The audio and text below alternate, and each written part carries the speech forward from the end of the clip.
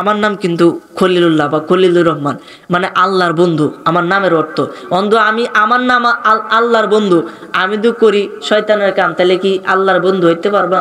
আমি একটা শান বলছিলাম কি দাদু, আজকে কিন্তু আদম বলে আমি পাপী বড়ই গুনাহগার, আমার কি আর সাধ্য আছে করিতে উদ্ধার। এখানে বলছে আদম বলে আমি পাপী, আমি বলছি কেন আদমরে পাপী, এই জন্য আমার বিরুদ্ধে লাগিয়ে পড়ছে, আমি বলে আদমরে পাপী কই। হুজুর আল্লাহকে দেখা যায় চর্মচোখে, অবশ্যই আপনি যদি চেষ্টা করেন, সাধনা করেন, সাধনার পরে আল্লাহকে আপনি দেখতে পারবেন। হুজুর আপনি কয়বার দেখছুন? দেখছি না, দুই চেষ্টা করিতে আমরা সবাই দেখতাম না। আগে কিন্তু মূর্তির পূজা হইতো, আপনারা জানেন ইব্রাহিম আলাইহিস সালামের যুগে কি হইতো? মূর্তি পূজা হইতো। 360টা মূর্তি ছিল ওই কাবা ঘরের ভিতরে। সুবহানাল্লাহ কইতেন না? নাউজুবিল্লাহ কোন কো সুবহানাল্লাহ। ইব্রাহিম আলাইহিস সালাম কো আমি 3টা মিথ্যা কথা বলছি, আমি জিজ্ঞেস করবাম হুজুর আপনি 3টা মিথ্যা কথা কি বলছেন? তখন তিনি একটা একটা করে ব্যাখ্যা দিব, তাহলে শুনো। চির জীবন তাকার জায়গা না, অন্ধকার কবর যে আমার আসল ঠিকানা। হাই হাই অন্ধকার কবর যে আমার আসল ঠিকানা। সবাই রেখে আমায় চলে যাবে, সঙ্গী হবে না।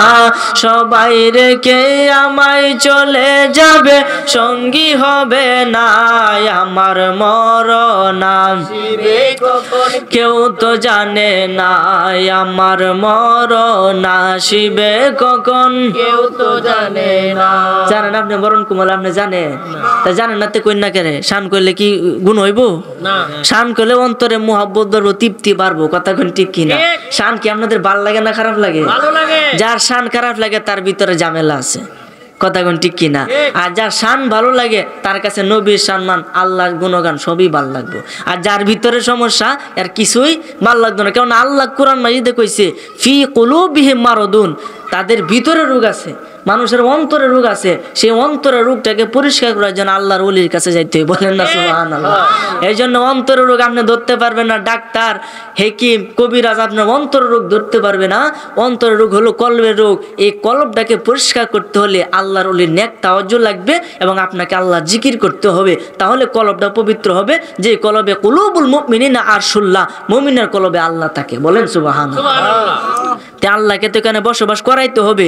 আল্লাহকে যদি এখানে না নিয়ে যান তাহলে প্রশ্ন করলে মান রব্বুকা, তোমার রবকে? আপনি বলেন লাদ্রি, আমি তো চিনি না। কথা কোন ঠিক কিনা? তার মানে কি আল্লাহ যদি আপনার ভিতরে তাই আপনি ধ্যানে আল্লাহকে দেখতে পাবেন। হুজুর আল্লাহকে দেখা যায় চর্মচোখে, অবশ্যই আপনি যদি চেষ্টা করেন, সাধনা করেন, সাধনার পরে আল্লাহকে আপনি দেখতে পারবেন। হুজুর আপনি কয়বার দেখছুন? দেখছি না, দুই চেষ্টা করিতে আমরা সবাই দেখতাম না। কথা কই না কেরে? এই জন্য আমার ভাইরা, বাবারা, বন্ধুরা, মুসা আলাইহিস সালাম আল্লাহকে দেখতে চাইছে, রব্বি আরিনি, আমারে দেখা দাও। আল্লাহ বলল লান তারানি, আমাকে দেখতে পারবা না। কোন নবী আল্লাহকে দেখতে পারে নাই। শেষে আপনি আমার নবীর চর্মচোখে এই চোখে আল্লাহরে দেখছে। বলেন না সুবহানাল্লাহ। এই জন্য আমার ভাইরা, বাবারা, বন্ধুরা, মনোযোগ দেন। আল্লাহর বন্ধু হইতে হবে।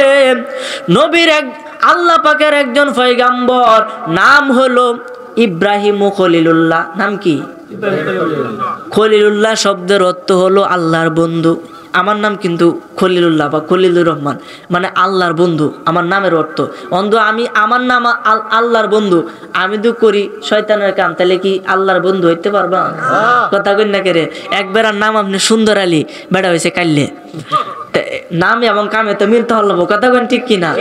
এক বেড়া ভিক্ষা করে, বেড়া নাম দিছে ধনী রামপাল। ধনী নাম তো ধনী, কিন্তু কামে নাই। এই কারণে আমার নাম খলিলুল্লাহ, আল্লাহর বন্ধু। মানে আল্লাহর বন্ধু নামের অর্থ। কামে যদি করি শয়তানের, তার কার বন্ধু হইয়া? শয়তানের। এই কারণে আল্লাহর কাজ করতে হবে, তাহলে আল্লাহর বন্ধু হওয়া যাবে। ওই ইব্রাহিম খলিলুল্লাহ তিনি দাওয়াত দিয়েছেন লা ইলাহা ইল্লাল্লাহ ইব্রাহিমু খলিলুল্লাহ, এইভাবে তিনি কালেমার দাওয়াত দিছে। ওই ইব্রাহিম আলাইহিস সালাম ছিল আল্লাহর বন্ধু।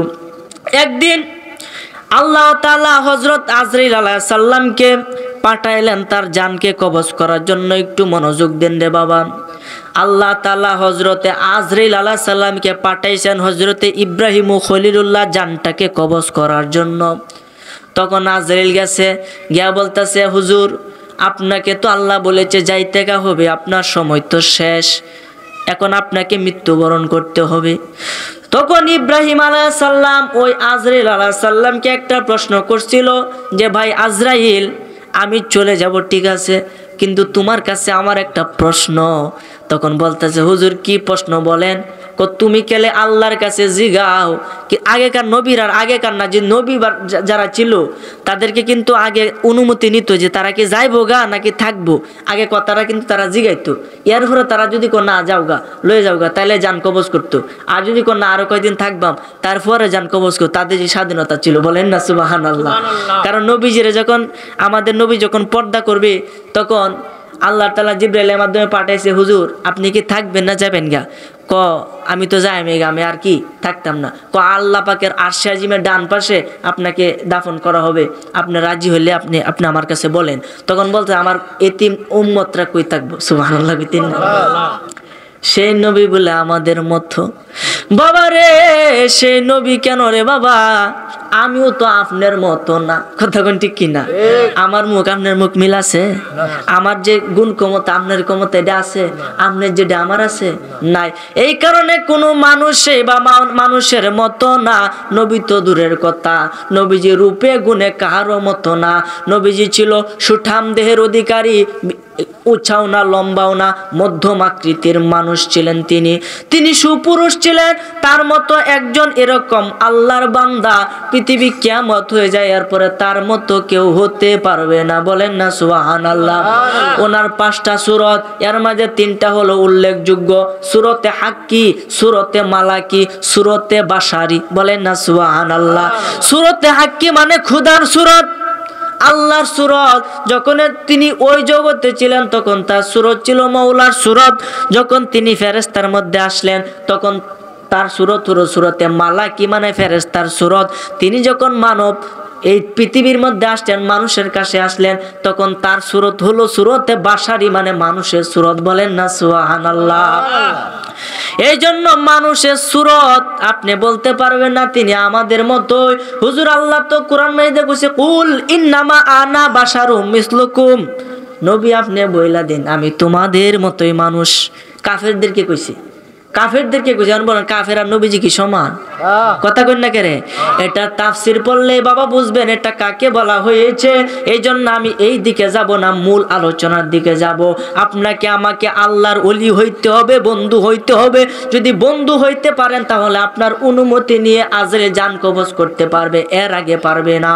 যখন ইব্রাহিম আলাইহিস সালামের কাছে গেল, যাওয়ার পরে বলতেছে, হুজুর আপনার সময় তো শেষ, আপনাকে চলে যাইতে হবে, আল্লাহ রাব্বুল আলামিন আপনাকে ডাক দিয়েছে। মাইকে সাউন্ড একটু বাড়ান, মাইকে সাউন্ড একটু বাড়ান। তখন এই আজরাইল আলাইহিস সালাম আল্লাহর কাছে গেছে। ইব্রাহিম আলাইহিস সালাম যে একটা প্রশ্ন করছিল, প্রশ্নটা নিয়ে গেছে, ডাক দিয়ে কয়, মাবুদ তোমার বন্ধু তো একটা প্রশ্ন করেছে। কি? তুমি কি তার বন্ধু নাকি? অবশ্যই আমি তার বন্ধু। বন্ধু কি কোনো বন্ধুকে মারতে পারে? বলেন না সুবহানাল্লাহ। কথা বুঝছেন আমার? ইব্রাহিম আলাইহিস সালাম আল্লাহর বন্ধু, তো খলিলুল্লাহ মানে আল্লাহর বন্ধু। ইব্রাহিম আলাইহিস সালাম প্রশ্ন করছে আজরাইল আলাইহিস সালামকে যে তুমি যাও গিয়ে কওগা যে বন্ধু কখনো কি আরেক বন্ধুকে মারতে পারে? বলেন না সুবহানাল্লাহ। আচ্ছা আপনি আমার বন্ধু, আমার আপনি মারতে পারবেন? যতই আমি অন্যায় করি মারবেন আপনি? তখন আল্লাহ কন, না না না, বন্ধু কখনো বন্ধুকে মারতে পারে না। যাও আজরাইল আরেকটা প্রশ্ন আমি খোদার পক্ষ থেকে তার কাছে নিয়ে যাও। আল্লাহ তুমি আবার কি প্রশ্ন করবা? যে তুমি এই প্রশ্নটা, আল্লাহ একটা কথা বলছে, কথাটা লই আজরাইল আলাইহিস সালাম গেছে, গিয়া বলতেছে, হুজুর আল্লাহ সালাম নেবেন। ঠিক আছে বলো আল্লাহ কি বলেছে? আল্লাহ তোমাকে একটা প্রশ্ন করেছে। কি প্রশ্ন করেছে? বন্ধু কি বন্ধুর সাথে সাক্ষাৎ করতে চায় না? বলেন না সুবহানাল্লাহ। বন্ধু কি বন্ধুর সাথে সাক্ষাৎ করতে চায় না? মন চায় না বন্ধুর সাথে দেখা করার? তখন তো ইব্রাহিম আলাইহিস সালাম বুঝা, হায় রে, তে তো আল্লাহ তো আমারে মারতাছে না, আল্লাহ তো তার সাথে আমার দেখা করে দিয়ে, তুই মরণ না, এটা তো সাময়িক, আমার এখনই লয়ে যাও। বলেন না সুবহানাল্লাহ। আমি আমার বন্ধুর সাথে এখনই দেখা করব। তাহলে সেই রকম বন্ধু হওয়ার দরকার আছে না নাই? কথা কোন আছে না নাই? ইব্রাহিম আলাইহিস সালাম রে 40 দিন লাগাতে আগুনের ভিতরে থুয়ে দিছে, তুইছে কি তুইছে না? নমরুদে থুয়ে দিছে, উফরেতে ফুক কি উইরে গেল, ফুইরে আগুনের মধ্যে ফুটতো, আর এখানে 40 দিন রয়েছে একটা পশমও ফুটছে না। দূর থেকে নমরুদে দেখে কিরে আগুন, তোরে আমি এত পূজা করি, এত ভক্তি করি তোরে, আর আজকে ইব্রাহিম রে তুই জ্বালাস না, তোর তেজ কই গেছে? আগুন আল্লাহর কাছে ডাক দিয়ে কই, আল্লাহ আমার জবানটা কইলা দাও। আল্লাহ ডাক দিয়ে কই, কুলনা ইয়া নারু কুনি বারদা ওয়া সালামান আলা ইব্রাহিম, বলেন না সুবহানাল্লাহ। আল্লাহ ডাক দিয়ে কই, আগুন তুই কার বান্দা, তুই কার সৃষ্টি? আগুন ডাক দিয়ে কই, আল্লাহ আমি তোমার সৃষ্টি। তুই কার কথা শুনবে, ওই নমরুদের নাকি আমার? খোদা তোমার। তাইলে তুই ইব্রাহিমের জন্য শান্তিময় ঠান্ডা হয়ে যা। এই কথাটা কইয়া অন্তরে তদবির শিখানি সময় না। এই যে আয়াতটা কইলাম, এটা 7 বার কয়ে দিই, কোনোখানে আগুন লাগে বালুর মাঝে ফু দে, 7 বার কয়ে ফু দে, বালু দিয়ে চিত্রাই দিবেন, আগুন নিভাই দিব কে? বলেন না সুবহানাল্লাহ। আল্লাহর কোরআনে ভাবার আছে না নাই? এই জন্য আমার ভাইরা বাবারা বন্ধুরা, আপনাকে আমাকে আল্লাহর ওলি হইতে হবে। যখন এই আগুনে যখন ইব্রাহিম রে ফুরাই না, তখন এই আগুন এই নমরুদে ডাক দেয়া কই, আগুন তোর ওইসে ডাকি, তোর তেজ কোথায় গেল আজকে? আজকে ইব্রাহিম রে কেন ফুরস না? ভিতরে বৈশা কি হবে? আল্লাহ জিকির করতে পারে, তুই কেন তারে ফুরাস না? আগুন আল্লাহর কাছে ডাক দেয়া কয়, আল্লাহ জবানটা একটু খুলা দাও, এই শয়তান দে আমার মনের কথাটা কই। আল্লাহ আগুনে জবান কইলা দিছে। নমরুদের ডাক দেয়া কই, নমরুদ আমার বুদ্ধি তেজ নাই, একটু নামিয়ে দেখ। বলেন না সুবহানাল্লাহ। নামিয়ে দেখ, তেজ নাই বুঝি আমার, তুই আয়া দেখে না, দেখ তোর কি করি। হ্যাঁ তোর লাগে তো আমি খারা, তুই মরে দেখ তোরে আমি ফুরবাম। বলেন না সুবহানাল্লাহ। এই জন্য দুনিয়ার আগুন থেকে জাহান্নামের আগুন 70 গুণ পাওয়ারফুল। এখন দুনিয়ার আগুনে পড়লে মানুষ কি ফুরে না বাঁচে? কেউ বাচ্চা শুনছুন আগুনে ভিত্তাতে কেউ বাচ্চে, ওর কইল যাবতি সরকার হয়ে পড়ে, তো এর থেকে তো পাওয়ারফুল, তাই এটার কি অবস্থা হইব? এই জন্য বাবা যারা দাড়ি রাখেন না, অনুরোধ করি দাড়িটা রাখেন। এই বাবুগিরি থাকতো না বড় বেশি দিন, কয়দিন বাঁচবেন? নবীজি কইছে পরকালের তুলনায় তুমি মাত্র 3 মিনিট বাঁচো। কয় মিনিট? এই 3 মিনিটে তুমি দাড়ি কামাও, তুমি 3 মিনিটে নামাজ পড়ো না, বিড়ি সিগারেট গাঞ্জা মদ এবা বাবা সেবন করো, হ্যাঁ তুমি 3 মিনিটে বাহাদুরি করো, যখন লক্ষ লক্ষ কোটি কোটি বছর থাকতে হবে, ওইখানে তোমার অবস্থাটা কিরকম হবে? এই জন্য বাবা আপনার পায়ের মধ্যে আমার হাতটা রাখি, আমি আপনার শত্রু না, আপনার বালাই আমি চাই, আল্লাহ আপনার বালা চা, নবীও আপনার বালা চা, সবাই আপনার বালা চা। আপনি যদি নিজের ইচ্ছায় নিজে খারাপ চান, তাহলে আমার কিছু করার আছে? এই যে মাহফিলটা 1 বছরের হুজুরে মাহফিলটা দিল আপনাদের সকলের সহযোগিতায়, এই মাহফিলটা কি প্রতিদিন হবে? এই যে আজকে আমি আসলাম, আমি কি সামনে কি আসতে পারি? গ্যারান্টি আছে? আমি তো মৃত্যুবরণও করতে পারি, আমার মতো কত মানুষ কবর দেশে দেওয়ান গান আছে। আমি খালি এই চিন্তাটা করি, আহারি কবে মরণ হবে।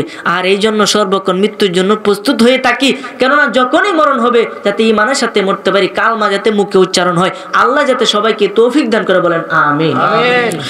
এই জন্য আমার ভাইরা বাবারা বন্ধুরা, আমি ছোট মানুষ, এত বয়স আমার হয় নাই, এলেম এত হয় নাই। এখানে মুরব্বীরা আছে বাবা, আমার থেকেও জ্ঞানী, আমার বাবার থেকেও জ্ঞানী। আপনারা আমার এখানে বসাইছেন, একদিন আমিও থাকবো না। আমার ভিতরে এই যে ভয় আছে মৃত্যুর, আপনার ভিতরে কেন নাই? আমিও মানুষ, আপনিও মানুষ, তাহলে এই দিকে কি আমার থেকে আপনার ব্যবধান হলেন? সমান তো হইলেন না। কথা কোন ঠিক কিনা? তাহলে নবী কিভাবে সমান? কথা কোন ঠিক না বেটি? নবীজি সারা জীবন উম্মতের জন্যই কাঁদছে। আমার আল্লাহ জিব্রাইলের মাধ্যমে যখন খবর পাইলো, নবীজি প্রশ্ন করছে আমার উম্মত কই থাকবো? আপনার উম্মত তো দুনিয়ায় থাকবো, আপনারা আমার আরশের ডান পাশে জায়গা দেন। তখন নবীজি কইছে আমার উম্মত যেখানে, আমি নবীও থাকবো সেখানে। সুবহানাল্লাহ। আসতে কই? সেই নবীরে ভালোবাসলে কোনো লস নাই। কথা কোন ঠিক কিনা?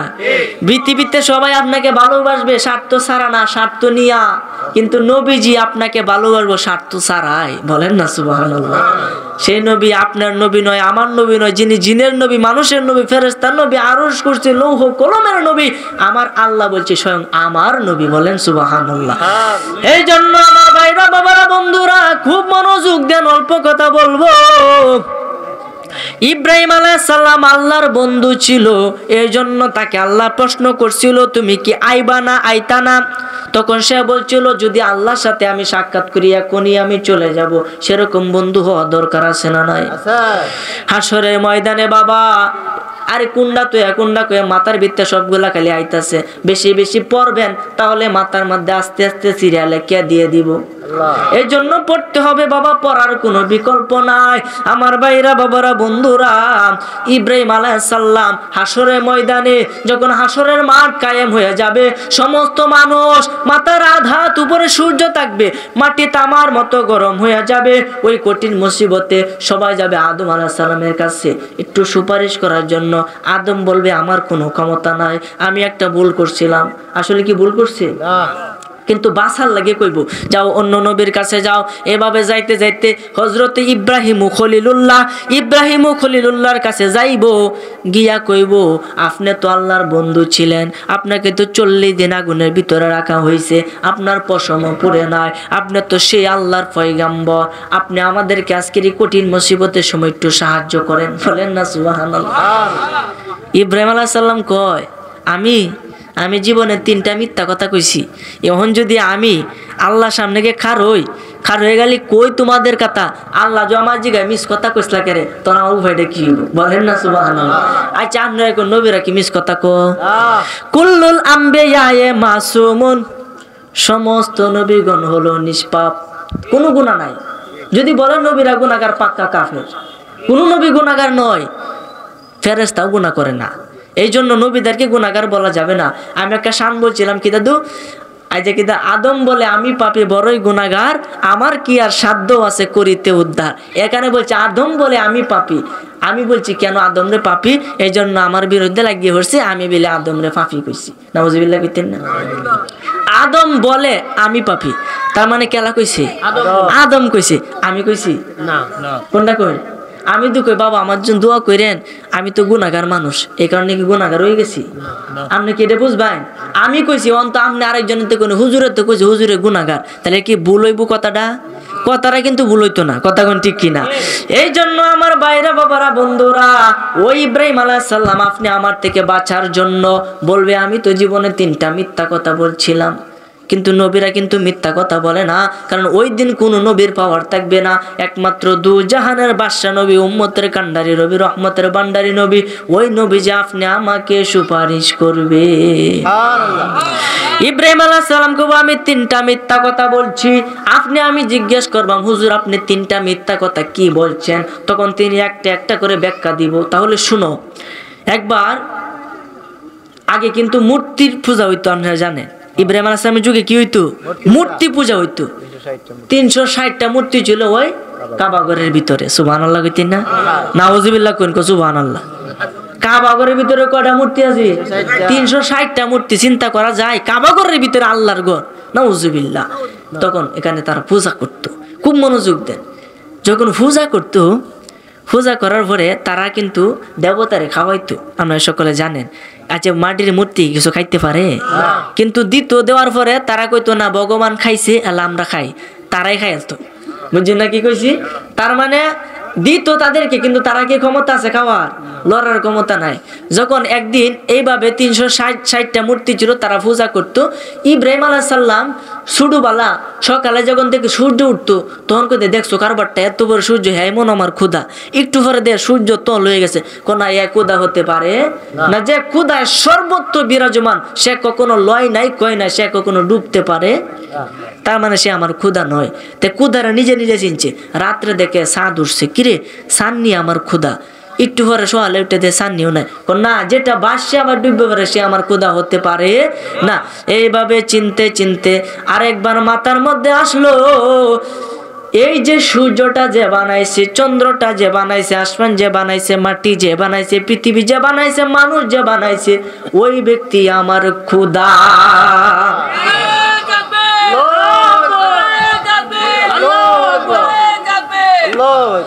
আল্লাহুম্মা সাল্লি আলা সাইয়্যিদিনা মাওলানা মুহাম্মদ ওয়া আলা আলি সাইয়্যিদিনা মাওলানা মুহাম্মদ। যাই হোক, একটু সমস্যা হয়েছে, এটা একটু কুলানোর দরকার। আপনারা একটু দুরূদ শরীফ পড়েন। আল্লাহুম্মা সাল্লি আলা সাইয়্যিদিনা, আস্তে আস্তে আস্তে আস্তে বলে محمد وعلى آل سيدنا মা দূর ফতে তুমি পড়াও দুরুদ পড়তে কইছি اللهم صل على سيدنا مولانا محمد وعلى آل سيدنا مولانا محمد اللهم صل